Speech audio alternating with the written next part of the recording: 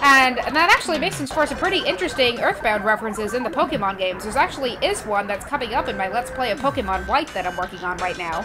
I didn't detect any in the earlier Pokemon games. The only other similarity between these games and the Pokemon games is the fact that they're both RPGs, but yeah, whatever. And this monkey is...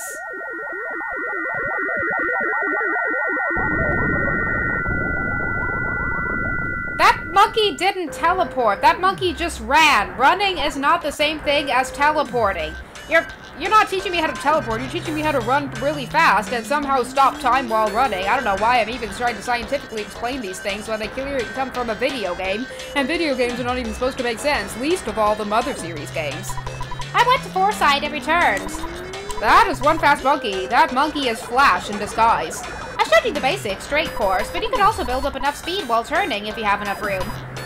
Okay, why don't you try it, young man? So teleportation actually works pretty uniquely in this game. You don't just warp in place like you do in most instances of teleportation. You actually have to get a running start in order to get teleportation right. So, and if you crash it, and if there's an obstacle in your way, then I'm actually going to show that. We actually succeeded this time. So you saw how we had to gain a running start in order to use teleportation? Mario learned how to use Psi teleportation. That is kind of redundant because teleportation is clearly Psi. The game doesn't need to explain to us that it is Psi. In Mother 3, they actually eliminated all the Psi suffixes before every technique that the party members learned, instead replacing it with PK for some of the more offensive techniques. And that, I think, is a result of what Ness said before using every attack in Super Smash Brothers. PK Fire! PK Thunder! PK Freeze! That sort of thing. Great! Okay, the teacher is going home now.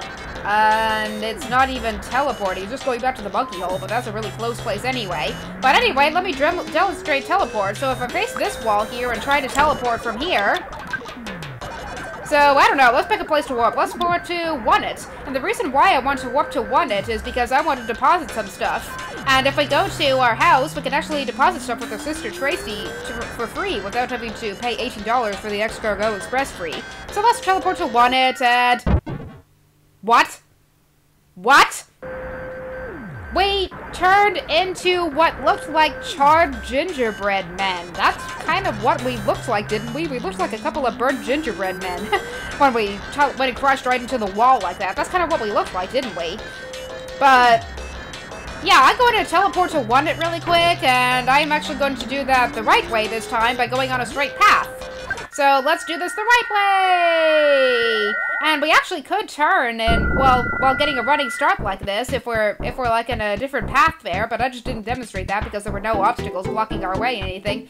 But here we are back in Oneit! Wow, it's been a long time since we were in Oneit. We weren't in Oneit since, I think, part 5 or something of this Let's Play. So this is really surprising. Let's go say hi to our mom so that Mario doesn't become homesick again. That sounds like a good plan, doesn't it? Okay, Spiteful Crow and Runaway Dog, run away from me.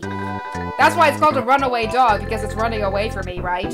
And a coil snake that is just going to be too weak to put up a fight for us and will only give us 1 point of experience.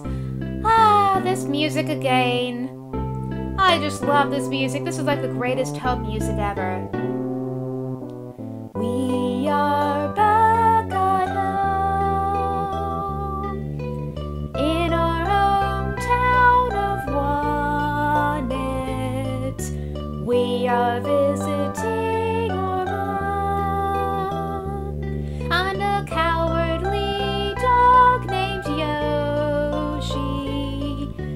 I am so craving a nice juicy steak and bringing my friend Luigi. I just made up those lyrics on the fly. Those are not the correct words to that song, but I don't care. Let's go talk to our mom so that we can eat some pasta and fix the broken gadget. All right, Luigi is fixing the broken gadget and becoming a double beam. A double beam, like the one that appears in the letter H. It's as in the 2 lines that appear vertically in the capital letter H. Is that what you mean by a double beam? Does that mean Luigi is carrying around the letter H? or the letter I, or something like that. Actually, never mind. I think what Luigi just got is a weapon, if I remember correctly. Let's see if it is. Ah, Luigi can equip this weapon. Yes, it is a weapon. It's a weapon upgrade for Luigi. Hooray! So we can replace the Magnum air gun with the double beam, and that'll give him an extra 30 points in offense. So that is really good. All right, Luigi got a new weapon. Hooray! Yeah, I just felt like making up song lyrics on the fly. There actually is an official version of the song Pollyanna, I think, which is what this tune is based off of. Pollyanna being a tune from Mother 1. At least I think there's an official version of the lyrics, but I don't know what those lyrics are because I'm not like a really die-hard Earthbound fan. Well, I don't know. Maybe I am. I'm kind of turning into one slowly, but I'm not really a die-hard fan of anything, to be honest. I don't know really. But what was I gonna do again? I was gonna visit my little sister Tracy and deposit some stuff with her. Let's store some stuff. So let's store the bag of Dragonite because I think that'll be really useful later on. Let's store a Pokemon Dragonite in the PC so that we can withdraw it later. And I don't think we'll need the pencil eraser for quite a long time. Or actually, I think I'll keep it in my inventory just in case. But I'll deposit the Brain Food Lunch. The Brain Food Lunch is a really powerful healing item. It heals like 300 HP and it also restores some PP as well. So I'll just store it for later. So, what else will I store? I will store...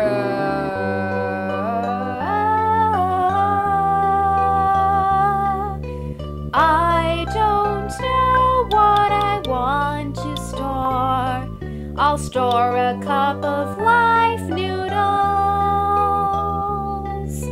No, I don't think I will.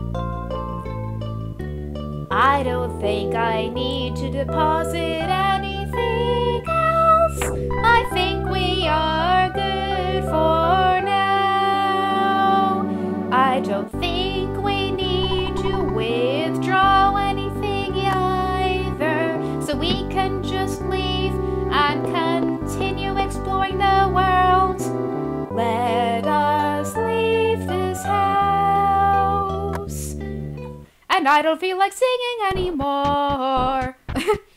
Yeah, it's been long since I've sung before, and there was not much that I could sing about back in my Let's Play of Pokemon White, so I just didn't feel like singing for some reason. Especially in my Let's Play of Pokemon White, I just challenged part of the Elite Four, and I seriously thought I was gonna have to like take a picture or something. I don't know. I should be making save states like every other while, right? Just so that this game doesn't freeze and screw me up because of it. But anyway, now that we gained the ability to use teleports, there actually is one instance of teleport that'll be really useful. And hey, Magic Butterfly, but I'm not gonna go after it because we're already fully healed.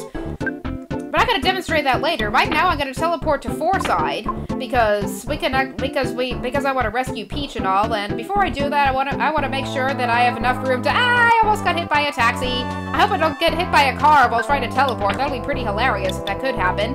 But I'm gonna walk to Fourside. I got hit by a car while trying to teleport. Is that weird or what? So let's try that again, shall we? Yeah, the only downside to teleport is that if it fails, it still costs 2 PP, so... yeah, let's try this again. Yay, we actually succeeded this time, so we warped to Fourside. Why Fourside, do you ask? Because Peach is still captive, and we need to rescue her, like, fast, and was that the lady that I needed to talk to about the yogurt dispenser? I think it was. Maybe. Let me go check really quick. I kept asking around for shroud-flavored yogurt, but... what? You have a yogurt dispenser? May I have it? And she just took the yogurt dispenser without asking me. She is stealing the yogurt dispenser. That is totally not cool. But we didn't really need it anyway, because I don't see what I would ever do with shroud-flavored yogurt. The only thing I can think of is I might feed it to my cat or something, but that's like the only thing I might do to it. And I shouldn't really be feeding yogurt to a cat anyway, because cats are lactose intolerant. But yeah, whatever. Although I do hear that yogurt is supposed to help with lactose intolerance. Although I don't think that'll work on cats, because cats are actually meant to be lactose intolerant. And humans actually were originally meant to be lactose intolerant too. Excuse me while I geek out for a moment. Originally, humans were actually supposed to become intolerant to lactose after they were infants, because milk was actually only supposed to be really useful to babies who were breastfeeding. So after people stopped breastfeeding, they were supposed to gain an intolerance for lactose, I guess. I don't know why that was. I guess they just didn't need it anymore. But then, after humans started domesticating cattle, then we actually gained that tolerance back. So that's kind of interesting. So as a result, cultures who raise cattle a lot usually develop a tolerance for lactose as well. But anyway, what we're supposed to do now was go up to this elevator, which we actually can go through because the magical power of trout-flavored yogurt allowed us to ascend this, something like that. It's as if trout-flavored yogurt just fits in the lock that unlocks this elevator. I don't know. Aren't you Mario? Mr. Monotoli's maid, Electra, told me about you. So that's who that lady was. That was a maid named Electra. Electra, eh? That is the nickname that I gave to my Zebstrika in Pokemon White, was Electra. My Zebstrika is a maid. I didn't even know that. I have a maid who's a zebra. Yeah, I gotta totally call that maid out there a chubby little zebra once I see her again. And chubby just because she works for Master Porky.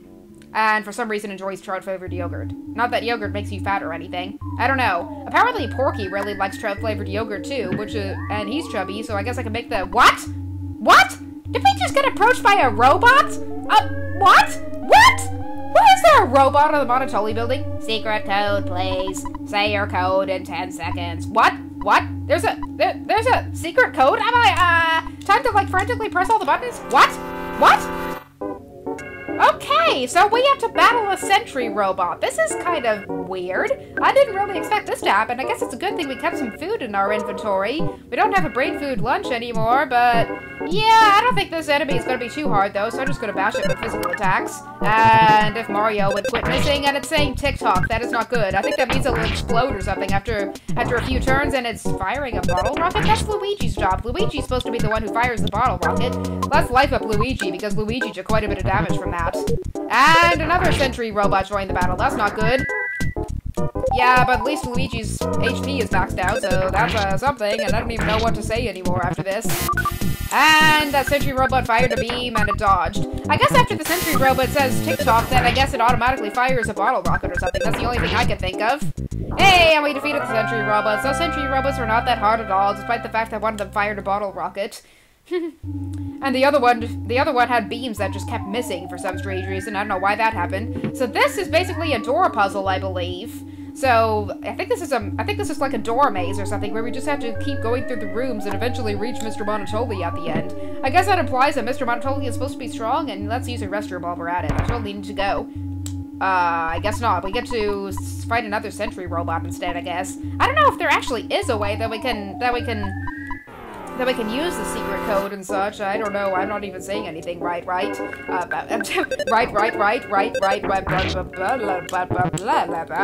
It's a TikTok. Oh no, that's not good. Let's have Luigi use a slime generator. And the body solidified! Hooray! I'm just gonna do that after every turn that it says TikTok, I guess. Just to avoid it firing a bottle rocket. That's like a good strategy to use, right? Usually if we're anticipating an attack, it's always a good idea to have Luigi use a slime generator to prevent it from using whatever powerful attack it's about to use. But I have no idea which way to go, so I'm just gonna go left and hope that it's the right way. And we have another sentry robot. And stupid secret code that the game failed to provide me with. They didn't tell me anything about a secret code. Don't these stupid robots know that we're supposed to go this way because we had the magical trout-flavored yogurt that Electra provided us with? Oh yeah, that's right. I gave the yogurt dispenser to Electra. Electra stole it from me. Because Electra stole the yogurt dispenser from me, then we actually had to have to battle these sentry robots and all, and actually 2 of them because that one called for help. Well, gee, this is not very helpful. And that sentry robot is saying TikTok, but not TikTok, blah blah blah blah blah. I can't even talk right. Which is good, because I'm probably going to have to end the video anyway, since we're at 19.5 minutes. But this is kind of an interesting situation we're in, isn't it? We're in the Monotoli building with all these sentry robots blocking our way. So, in the next part of Let's Play Earthbound, we will beat up more sentry robots! Hooray! Beating up security robots sounds fun, doesn't it? So stay tuned for that in part 21 of Let's Play Earthbound, courtesy of Lady Tanuki.